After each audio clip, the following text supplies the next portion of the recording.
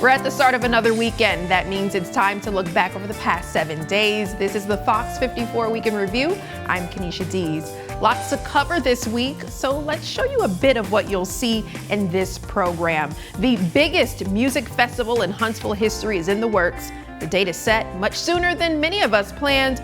We'll share what we know about the event so far. Diversity programs in Alabama schools and colleges are now banned by state law. We'll explain more about the legislation and hear from those who say it's taking social progress backwards. And Women's History Month is in full swing. We'll bring you along to an event at Big Spring Park that had women walking in power to uplift one another. That's all ahead here on the Week in Review. But we must start this weekend with a shooting at Alabama A&M University. Not much is known other than one person was shot by an on-duty officer at the university's night complex. Here's a recap of what happened this past Monday with our own Ken McCoy.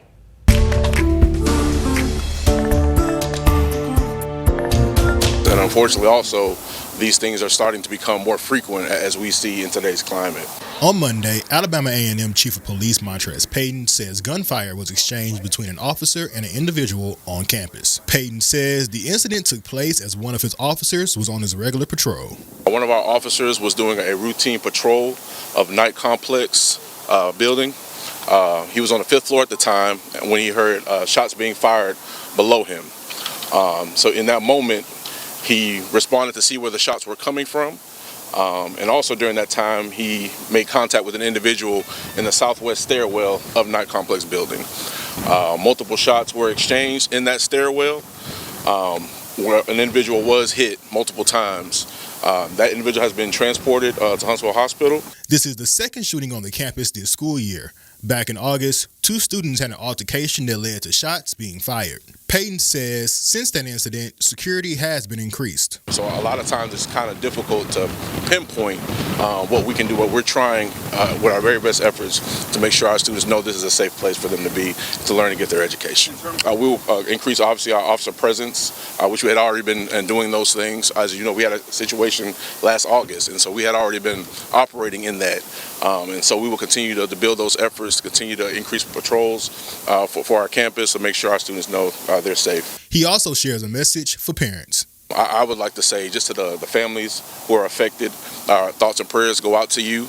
And also for parents who have sent students here, our thoughts and prayers go out for them, because obviously this is a very tough day for Alabama A&M. We just have to continue working together, working with our community to build those relationships with our students, because like I said, unfortunately, these things are occurring more frequently. As far as the investigation, Aaliyah has taken over and will provide updates as the case continues. For Fox 54 News, I'm Ken McCoy. We have new information about allegations of misconduct at Space Camp. The U.S. Space and Rocket Center sent out an official statement on their investigation into the matter. You'll recall a parent posted allegations on social media that an employee was participating in misconduct with students while at Space Camp. Although the investigation is still ongoing, today the Rocket Center debunked those claims, saying in part, quote, "No child has been physically harmed on our campus. In fact, no such allegation was ever raised as part of the recent social media controversy. In addition, our operation is designed with layers of protection to mitigate against single points of failure," end quote. Now, the USSRC says they are also investigating the numerous threats they and employees have received due to the social media post. For the full statement, please visit our website. A bill that would expand the ban on gender and sexual identity education will have an amendment to include Space Camp, and it's scheduled to come to a vote next week. Alabama State Representative Mac Butler issuing us a statement on his plans for House Bill 130, which would ban gender identity and sexual orientation education in K-12 schools. The amendment would add Space Camp to that list. Butler sharing with us in part, quote, "If there is currently no such instruction or discussion taking place, then no harm and no foul. We simply want the absolute best for our children and for them to have a safe learning environment," end quote. You can read Butler's full statement on fox54.com.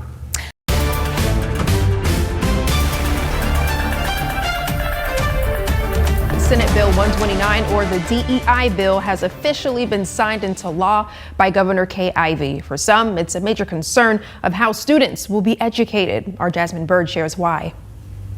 it's going to eventually become a time where children don't remember DEI programs, the way the restrooms were set up. I mean, SB 129, it even affects restrooms.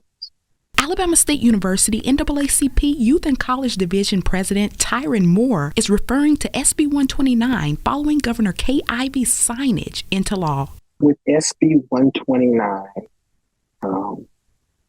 this bill is going to set the country back for years to come. College students are starting to wake up about this because they're seeing legislation that actually affects them. They're outraged about it, and some of them are completely perplexed. But myself, I'm outraged, but I'm not surprised. I'm not surprised at this at all because small moves have been made for this.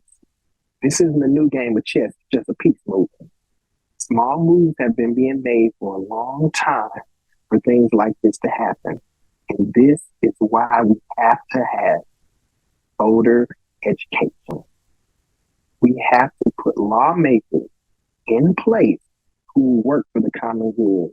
And not only those lawmakers, we have to make sure that our courts are the way they need to be. Republican lawmakers across the country have pushed initiatives that would restrict diversity, equity, and inclusion efforts, also known as DEI.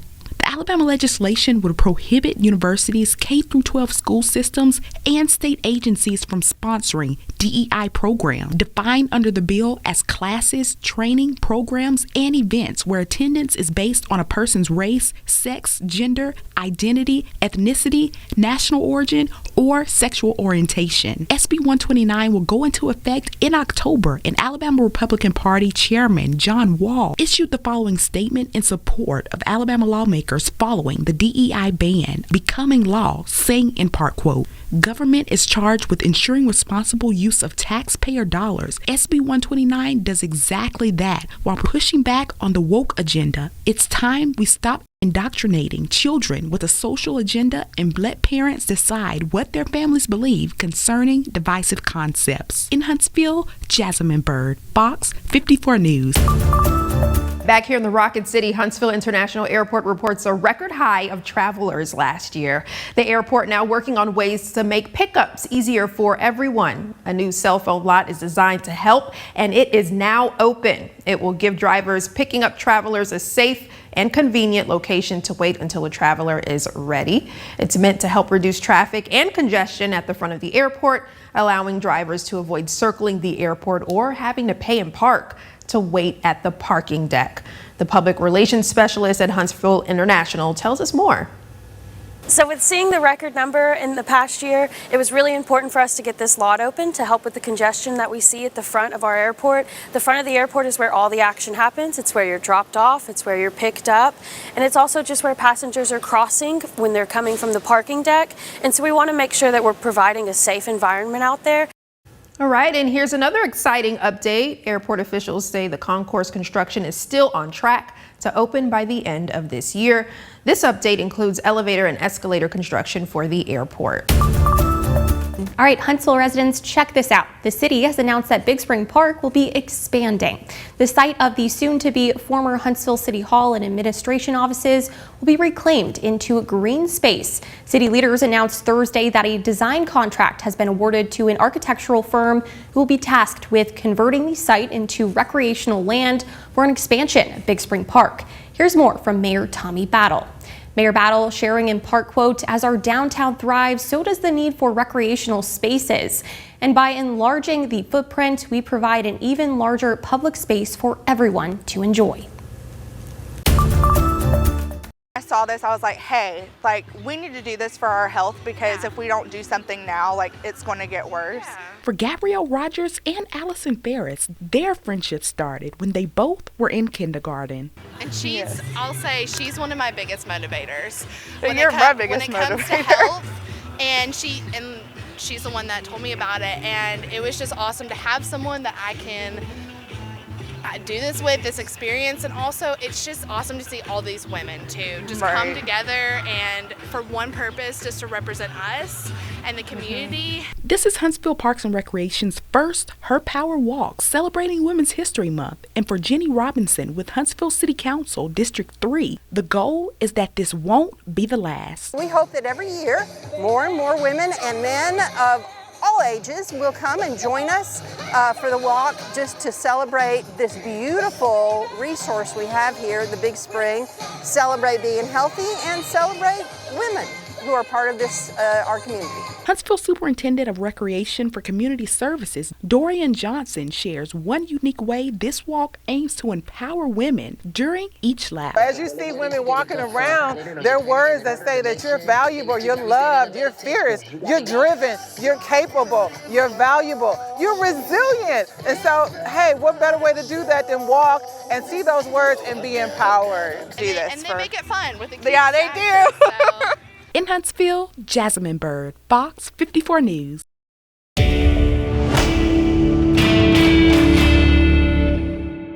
We're in the middle of NASCAR season, and if you're a racing fan, you may have noticed more targeted posts about NASCAR. One of those posts has gotten thousands of shares and comments, and we'd like to verify the claims for you now. This Facebook post made just a few days ago claims that Talladega Superspeedway held a Pride Day event. They also claim it was the lowest attended race day in Talladega history. So let's dive in and see what we can learn. The sources we used during our research are the image catalog search engine TinEye, a blog called the Dunning-Kruger Times, and Talladega's own website. Now, we ran the photo from the Facebook post through a reverse image search. This is something you at home can do if you ever doubt something you see online. The results show the photo was originally taken in Indianapolis in 2017, and that pride flag didn't exist in the original picture. The link in the Facebook post takes you to an article crediting the Dunning-Kruger Times. We found the website, and they call themselves part of a network of satire websites. And they admit the photo they used, which the Facebook post copied, should be considered altered. So through those admissions, we can verify that no, Talladega did not recently hold a poorly attended Pride Day event. Further, we searched Talladega's website and found no announcements for any past or planned Pride Day events. If you have a claim you'd like us to verify, visit fox54.com to let us know. So guys, the Sky Bridge is months away from officially breaking ground, and well, there's a lot to learn about this project. We've built a ton of greenways throughout the city, and there's missing links to connect them all up. This is a major one of those. The idea behind the project, connectivity. The project's main goal is it will be the hub for our entire greenway network. So connecting greenways all the way into John Hunt Park, into 5 Points, all the way up north to Alabama A&M University and south into South Huntsville. So if you really think about this area along the west side of the VBC, it provides linkage for both pedestrian and bike activity throughout the city. The Parkway has been one of many barriers keeping pedestrians from accessing other parts of the city, and this project looks to cure that. When it comes to pedestrian mobility, we've unfortunately had a lot of fatalities of citizens trying to walk from the west side of the Parkway, south side of Governors into downtown. And it's unfortunate. They're not safe to cross in a pedestrian manner. So that's why our project scored really well. So it's really to connect what we consider ladders of opportunity. The second benefit will see effects in neighborhoods miles away from the project. The flood mitigation is a huge component of this project. I mean, the flood mitigation project, the channel widening that will occur with this Sky Bridge project, it impacts residents all the way north into the 5 Points neighborhood. So, and into North Huntsville. So, that Pinhook Creek branch that comes through downtown is carrying stormwater all the way up from Alabama A&M and north. So, naturally, when you have a choke point, we do have a choke point near the Von Braun Center, and we have one really where Memorial Parkway and Governor's Drive. You have two branches coming in, so you can't help anybody, upstream till you fix downstream and help that. So the flood mitigation piece is a huge component that gets overlooked that helps people that do not even live downtown. That has seen historic flooding at times to their properties. Connecting the city one project at a time seems like a good idea, but building the Sky Bridge seems, well, pointless based on comments on social media. One user on Reddit wrote, "Not saying it is or isn't worth it, but it doesn't necessarily matter where the money comes from. For someone to have the opinion it's a waste of money, a waste of someone else's money." Shane Davis explains, while there has been some backlash, there has also been some support. The design of this project goes back over a decade. And through that process, a lot of community engagement, a lot of public meetings, and the overwhelming support. One of the biggest things that we get is, when will this pedestrian access connectivity, reconnecting these neighborhoods to downtown start? But he also addresses the concerns. This is a growing community. Population growth here is exponential, and the growth that's going on due to the jobs we've created. So, some people can question this investment versus investing funds some other means, maybe more transportation. Well, this is a mode of transportation for many people. So it's part of our multimodal system. And it's not taking away from any of our transportation plans. So we're not swapping this project for a road project, for instance. It's not taking away from a rec center or new recreational facilities or delaying some road project. So they're all running in parallel. And that's the fortunate thing about Huntsville, is we've got the ability to do that. For Fox 54 News, I'm Ken McCoy. All right, folks, you now have a new way to learn what's happening on your roadways. The Alabama Department of Transportation launching al.news.com this week. This includes updates on road projects, traffic conditions, and highway safety. The digital news source provides timely information about the projects, programs, and the people of ALDOT. We spoke to the department's communication specialist, who shared more about the site's user-friendly features.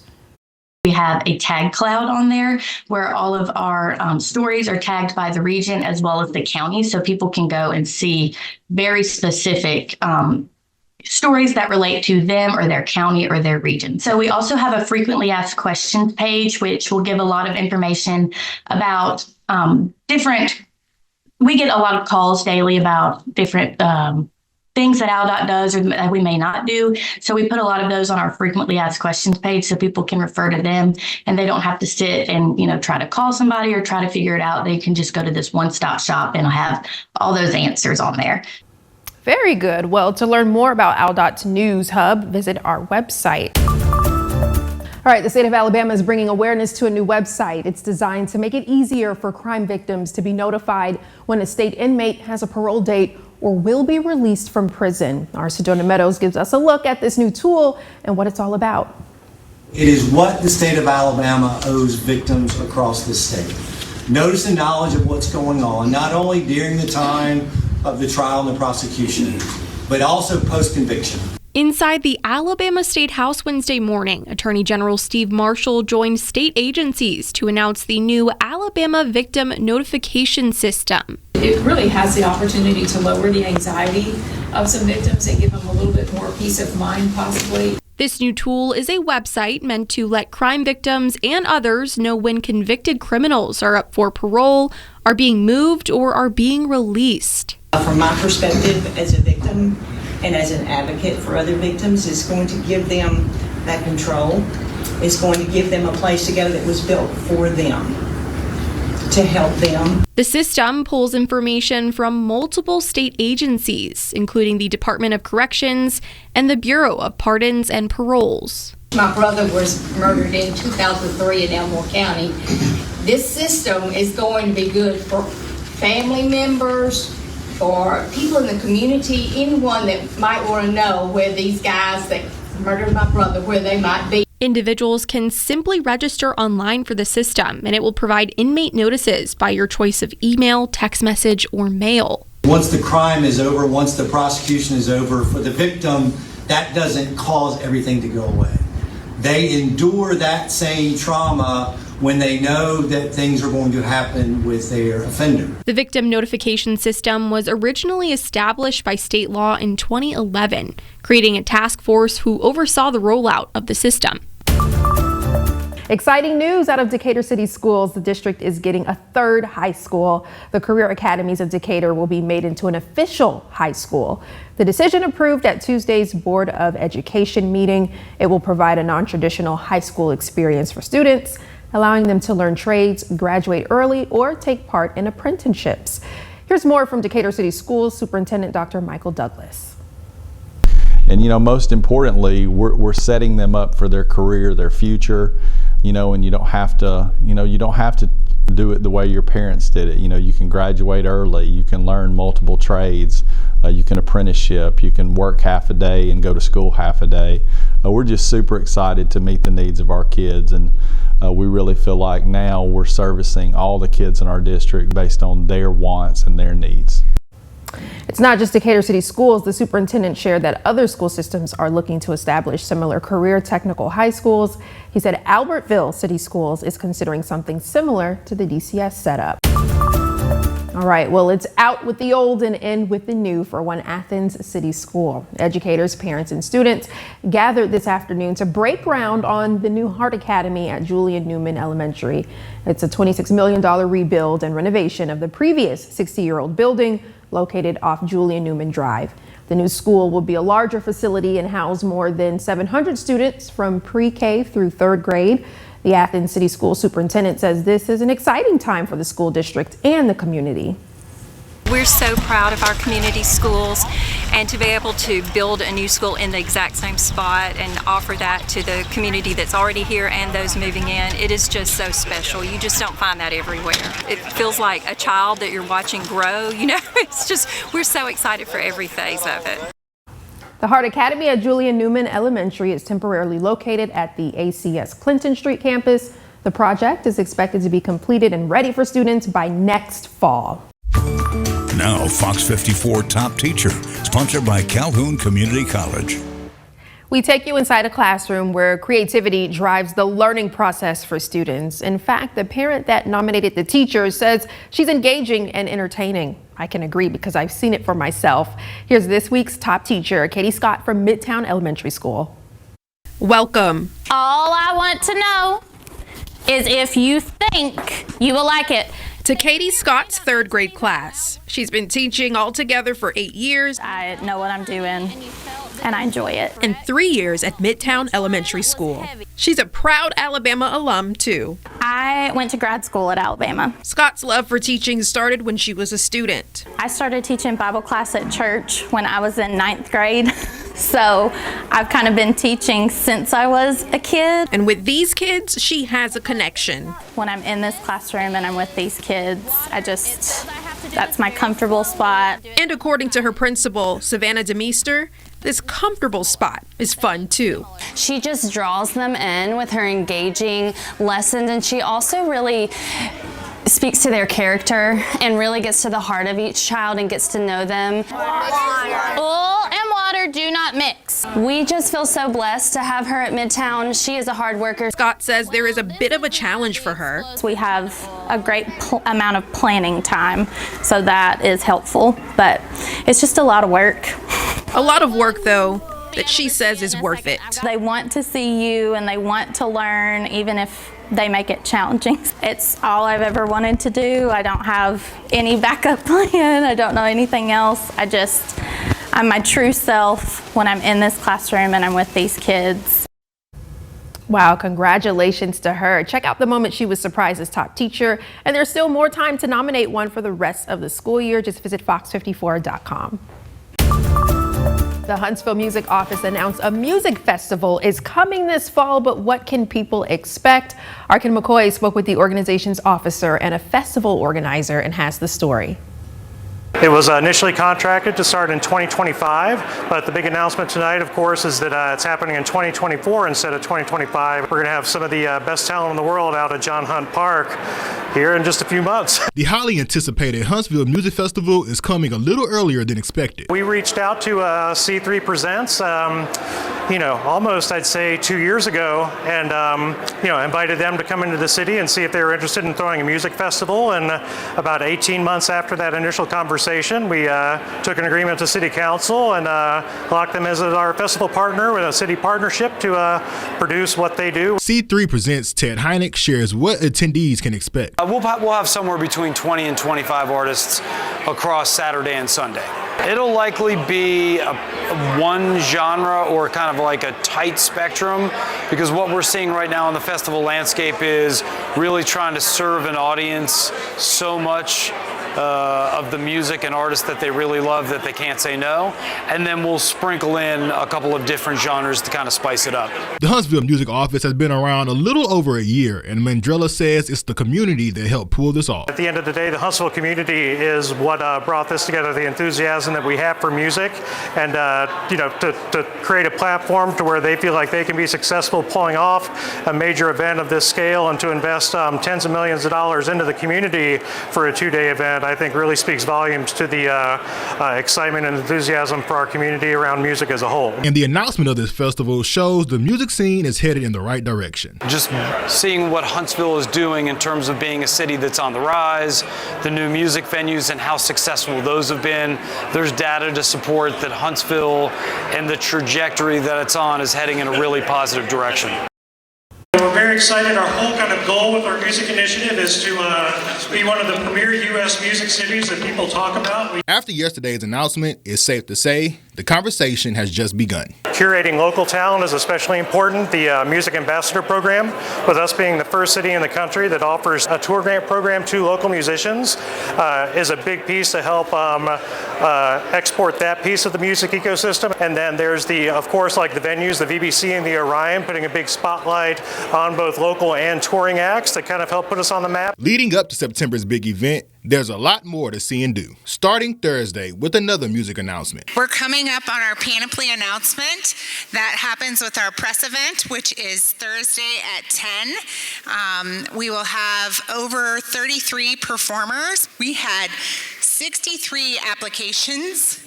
Typically, I can eliminate about half of those because they're out of town and we only do local bands. I think I was able to eliminate 3. So there's a lot of music happening in Huntsville. And June is dedicated to what all forms of music can do. So last year we had the opportunity to partner with the city of Huntsville for our Make Music Day event, which is a global event. We had the opportunity to just gather throughout the community. Last year we had people perform on their porch. We had people perform at local businesses, throughout the hospital. And so we're just really excited to get this going again this year. And we know the festival is coming in September, and the Huntsville ecosystem will also get a boost. It is going to provide thousands of part-time jobs for locals to participate. There will be vendors that are heavily sourced on the local level. It's going to be a tremendous opportunity for local business and local community, both from a fan-spectator aspect, but also from an economic development aspect. For Fox 54 News, I'm Ken McCoy. Arts Huntsville is gearing up to celebrate the Rocket City's creative side. The group announced its 42nd Panoply Arts Festival set for this spring. It's 42 years of arts, music, and more in downtown Huntsville. Organizers say each year they work to create more experiences within the festival by featuring more local music and artists from across the country. Another unique feature this year is that participants will also get to go through an interactive art installation. We want people to know to come to downtown Huntsville's Big Spring Park the last weekend in April, Friday, April 26th through the 28th, and you'll find over 30 music performances, over 100 visual arts, and a dozen hands-on activities. Every single year they do it, it just gets better and better. So many different artists, visual and musical, different styles. Love his blazer. Well, Panoply is set for April 26th through the 28th, and tickets are on sale now. For more information, visit fox54.com. Well, the luck of the Irish was felt in downtown Huntsville today as it remained a dry day for hundreds of people and dogs to celebrate the 47th annual St. Patrick's Day Parade, honoring the parade's founder, Ellen McAnally. The Irish Society of North Alabama organized the event with over 90 groups participating, welcoming all sorts of organizations, dance groups, floats, music, and of course, leprechauns. Now, I was able to witness all of this fun today and even asked some of the attendees how they felt about the parade and this lucky day. I'm half Irish, so that's one reason why I came out here. There was a little traditional Irish music band on the courthouse steps this year, and they did a really great job. The little babies got to dance to it. You follow rainbow, you get to find a pot of gold. Luck of the Irish, they say, yeah. Parade organizers say it has only ever rained on the parade one time in 47 years, so definitely a lot of luck there. Time sure does fly when you condense an entire week's worth of local news into half an hour. We've come to the end of This Week in Review. This is one of many things you can only find on Fox 54 Plus, our free streaming app in Roku, Fire TV, and Apple TV. Don't forget, you can also look up many videos and programs on demand at fox54.com. For now, I'm Kenesha Dees. We'll see you next time.